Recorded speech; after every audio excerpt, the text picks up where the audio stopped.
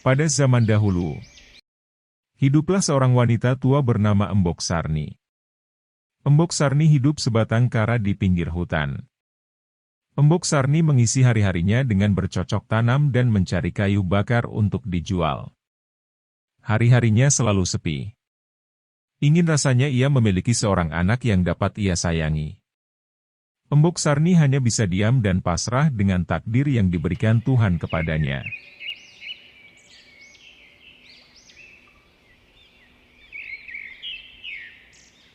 Siang itu, seperti biasanya Embok Sarni pergi ke hutan untuk mencari kayu bakar. Ketika ia dalam perjalanan pulang, tiba-tiba tanah bergetar. Embok Sarni menoleh ke kanan dan ke kiri. Betapa terkejutnya ia melihat raksasa hijau berjalan ke arahnya.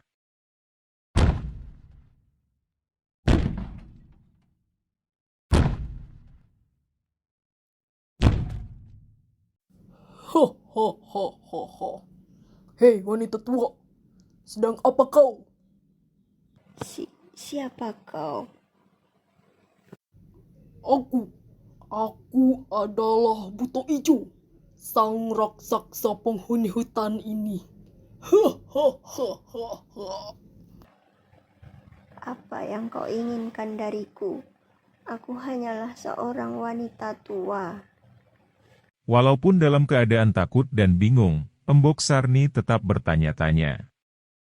Berapakah tinggi raksasa tersebut? Kemudian ide cemerlang melintas di kepalanya. Embok Sarni akan menyusun kayu bakar yang dibawanya untuk membandingkan tinggi Buto Ijo dan tingginya. Yuk belajar bersama Timun Mas. Embok Sarni mulai menyusun kayu bakar di samping dirinya.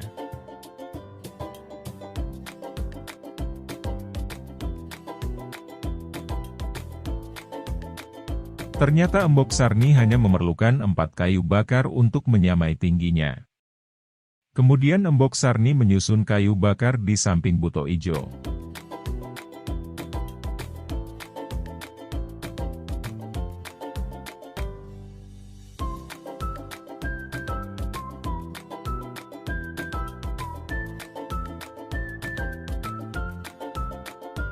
Ternyata Embok Sarni memerlukan 10 susun kayu bakar untuk menyamai tinggi Buto Ijo. Setelah kayu bakar tersusun ke atas, dapat diketahui bahwa Embok Sarni, 4 kayu bakar. Buto Ijo, 10 kayu bakar. Perbandingan tinggi Embok Sarni terhadap Buto Ijo adalah 4:10. Dapat disederhanakan menjadi 2:5.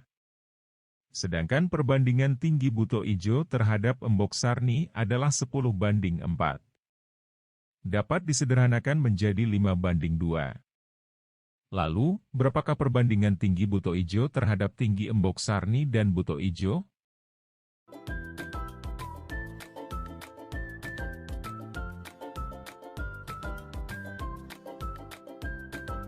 Jika tinggi Embok Sarni adalah 4 kayu bakar dan tinggi Buto Ijo 10 kayu bakar, maka jumlah tinggi Embok Sarni dan Buto Ijo adalah 4 ditambah 10, sama dengan 14 kayu bakar.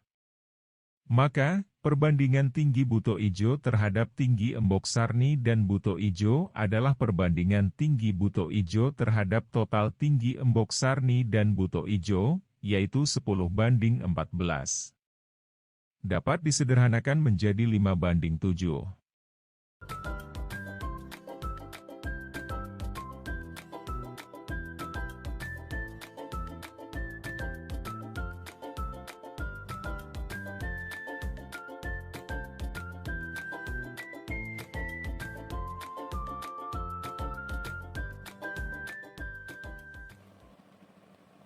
Oh, jadi tinggi Buto Ijo 5/2 lebih besar daripada tinggiku. Hei wanita tua, hari ini aku sangat lapar. Beritahu aku, di mana anakmu? Aku ingin menyantapnya.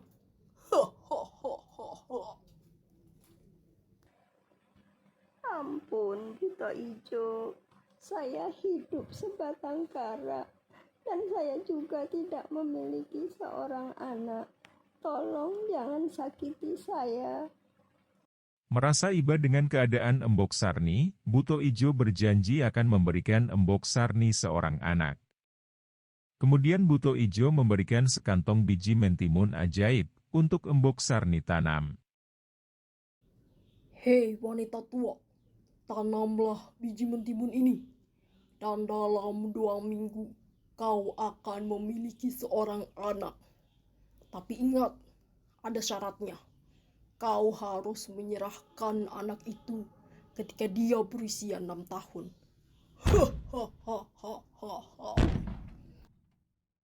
Buto Ijo pergi meninggalkan Embok Sarni yang mematung tak percaya. Tersadar dari lamunannya, Embok Sarni bergegas ke ladang dan menanam biji mentimun pemberian Buto Ijo. Embok Sarni sangat senang, harapannya selama ini bisa menjadi kenyataan.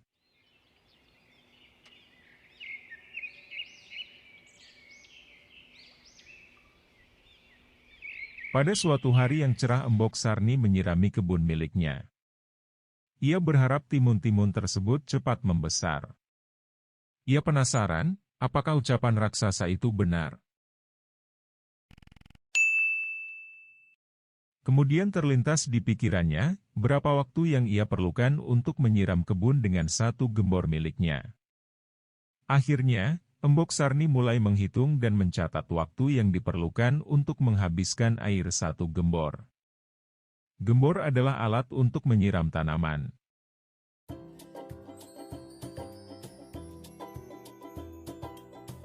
Yuk belajar bersama Timun Mas.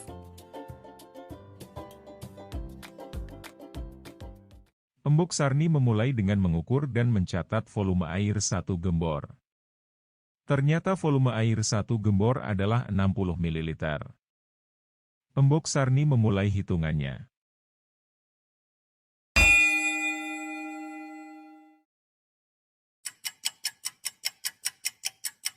Setelah hitungan ketiga, Embok Sarni kembali mengukur volume air dalam gembornya kemudian mencatatnya.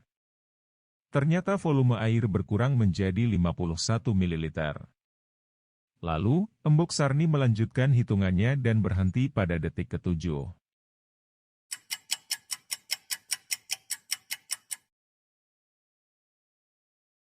Embok Sarni kembali mengukur volume air dalam gembornya kemudian mencatatnya. Ternyata volume air berkurang lagi menjadi 39 ml.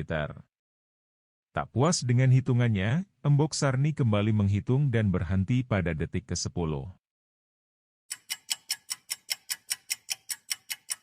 Kemudian ia mengukur sisa air dalam gembornya. Sisa air dalam gembor Embok Sarni adalah 30 ml. Embok Sarni melihat catatannya. Dari tabel tersebut, kita dapat mengetahui waktu yang diperlukan Embok Sarni untuk menyiram kebun dengan volume air tertentu dalam gembor. Berdasarkan tabel, setelah 3 detik menyiram, sisa air dalam gembor adalah 51 ml. Dan setelah 7 detik menyiram, sisa air dalam gembor adalah 39 ml. Lalu, bagaimana kamu tahu berapa mililiter air yang tersisa setelah 15 detik?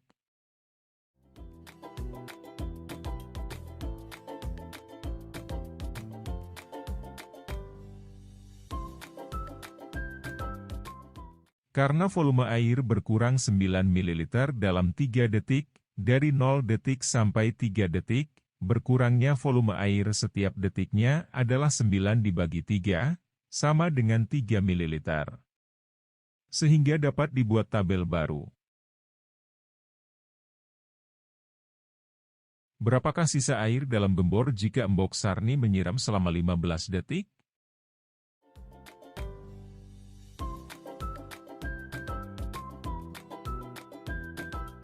Setelah 15 detik menyiram, volume air yang tersisa dalam gembor adalah 60 dikurangi 3 dikali 15, sama dengan 15 ml.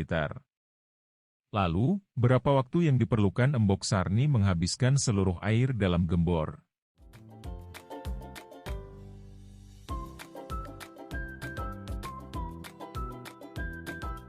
Waktu yang diperlukan Embok Sarni adalah 60 dibagi 3, sama dengan 20 detik.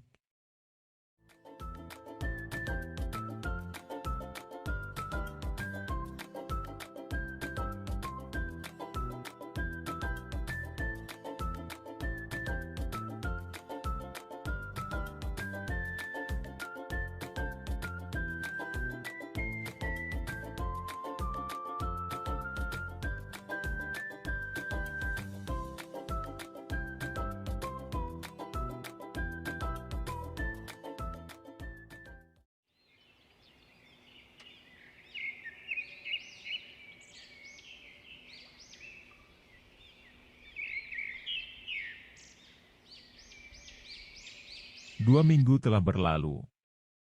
Biji mentimun yang ditanam Embok Sarni telah berbuah. Di antara begitu banyak buah mentimun, ada satu mentimun yang berwarna kuning keemasan dan bersinar terang.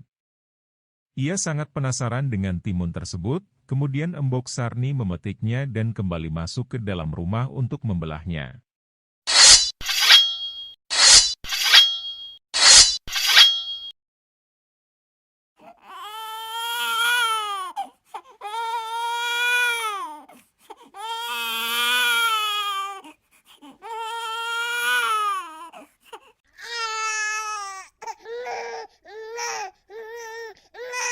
Betapa senangnya Embok Sarni saat melihat bahwa isi mentimun itu ialah seorang bayi perempuan yang sangat cantik. Harapan terpendamnya selama ini telah terwujud, seorang anak yang dapat menemani masa tuanya. Embok Sarni pun memberi anak itu dengan nama Timun Mas.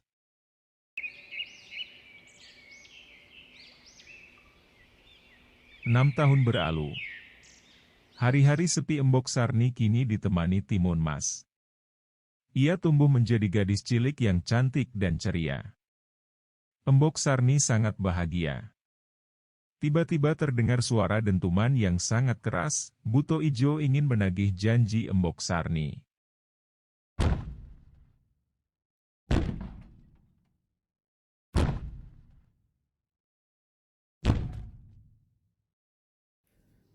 Sudah 6 tahun berlalu, aku datang untuk menagih janji.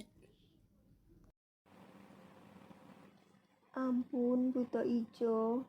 Sekarang Timun Mas belum bersiap-siap. Datanglah lusa, saya akan menyerahkan Timun Mas. Embok Sarni meminta waktu sampai besok pagi. Embok Sarni tidak sanggup menyerahkan anak kesayangannya. Malam harinya seorang petapa tua datang ke dalam mimpi Embok Sarni.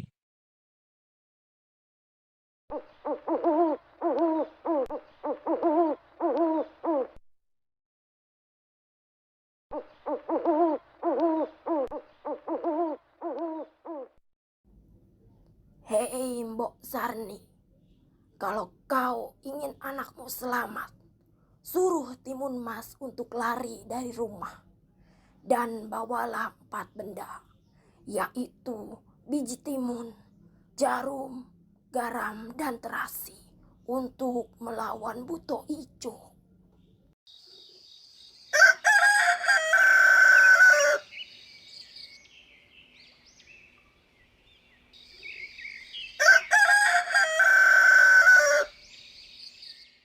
Pagi hari telah tiba, sesuai petunjuk dari petapa semalam, Embok Sarni menyiapkan bekal untuk Timun Mas. Petapa berpesan jika Buto Ijo mengejar, lemparkan benda itu satu persatu, lalu catatlah jarak dan waktu yang ditempuh Timun Mas saat berlari dari titik awal hingga ia melempar setiap benda tersebut. Setibanya Buto Ijo, Embok Sarni memerintahkan Timun Mas untuk lari ke hutan. Buto Ijo sangat marah dan segera berlari mengejar Timun Mas. Tak lupa Embok Sarni mulai menghitung sesuai petunjuk dari petapa.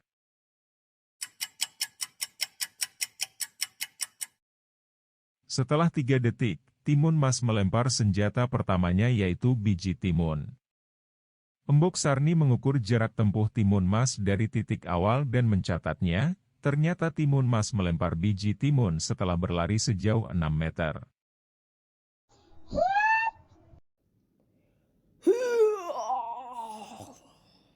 Seketika buto ijo ditelan oleh hutan mentimun yang sangat lebat.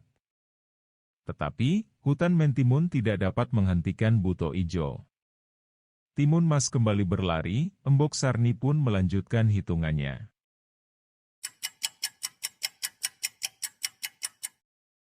Setelah Embok Sarni menghitung hingga 5, Timun Mas berhenti dan melemparkan benda kedua yaitu jarum. Embok Sarni mengukur jarak tempuh Timun Mas dari titik awal hingga ia melempar jarum dan mencatatnya, ternyata Timun Mas melempar jarum setelah berlari sejauh 10 meter. Kemudian jarum itu berubah menjadi bambu-bambu yang menusuk buto ijo.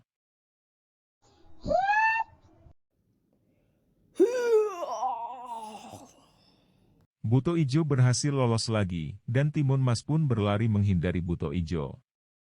Embok Sarni pun melanjutkan hitungannya.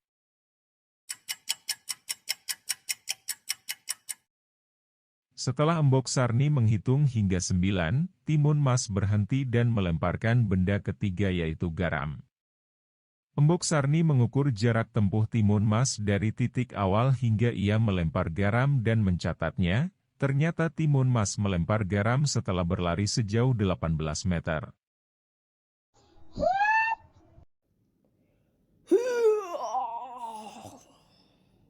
Garam itu berubah menjadi lautan dan menenggelamkan buto ijo. Sebelum buto ijo sanggup menyelamatkan diri, Timun Mas bergegas membuka kantong terakhir berisi terasi. Karena Timun Mas tidak berlari, Embok Sarni menyudahi catatannya. Dari tabel tersebut, kita dapat mengetahui jarak Timun Mas berlari dan waktu tempuhnya. Berdasarkan tabel, setelah 3 detik berlari, Timun Mas menempuh jarak sejauh 6 meter. Dan setelah 9 detik berlari, Timun Mas menempuh jarak sejauh 18 meter. Lalu, bagaimana kamu tahu berapa meter jarak yang telah ditempuh setelah 7 detik dan 11 detik?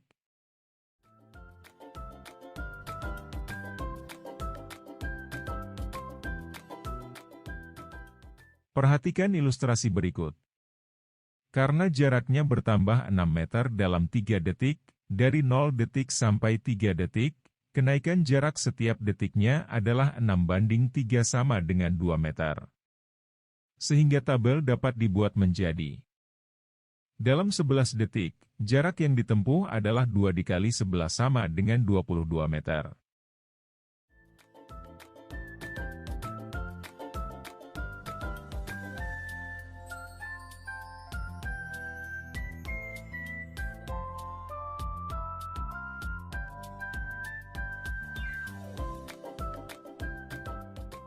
Kemudian, Timun Mas melemparkan terasi ke arah buto ijo.